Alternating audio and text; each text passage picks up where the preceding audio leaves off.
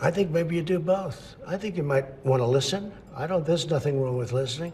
If somebody called from a country, Norway, we have information on your opponent. Oh, I think I'd want to hear it. Donald Trump has made it clear that he will engage in any action, no matter how unethical or unpatriotic, that he will go right up to the line of what's legal, and indeed it looks like he crossed that line many times.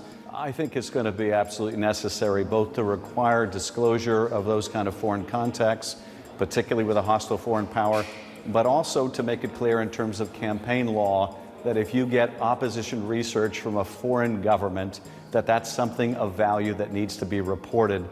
To deter the kind of unethical, unpatriotic conduct that the president engaged in the last campaign and apparently is completely willing to do all over again. He's learned absolute nothing. Anderson, to tell you the truth, I am not exactly shocked. I think we have a president who neither understands the Constitution of the United States or respects the Constitution, somebody who does not believe in the separation of powers, and somebody who thinks he's above the law.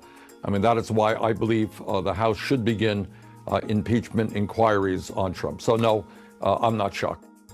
Well, Stephanie, listen, he's the commander-in-chief and has a duty and a responsibility to the American people to be a defender, if not the greatest defender of our democracy.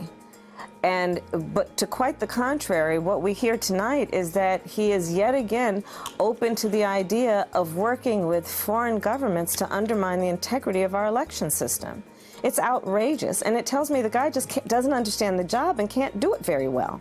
This is what he's been doing since the beginning of his presidency, even before he was president. He said, WikiLeaks, if you're out there, send me the stuff. Russia, if you're out there, send me the stuff. Now he's actually president of the United States, and he's effectively inviting foreign interference in our elections.